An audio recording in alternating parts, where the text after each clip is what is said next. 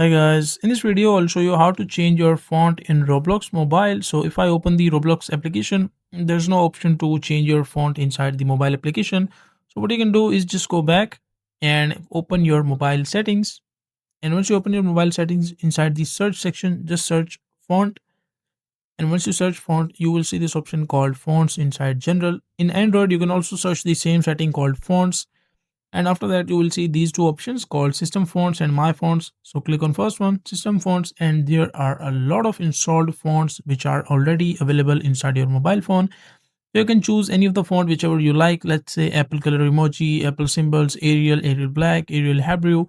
Like, you can go through the list, scroll it, and download whatever font you like and choose it. But let's say that you want to choose another font, go back and open my fonts and just click on open app store. And once you click on open app store, so you will see all the applications for the fonts applications which you can install through the app store. And after that, those fonts will be listed inside my font section. So inside the my fonts, you can choose the font, and after that, once you apply it, that theme or the font style will all apply to all of your mobile applications. Once you do that, after that, you will be able to use Roblox with your new fonts inside your mobile phone. So that is a simple and easy process of how you can do it.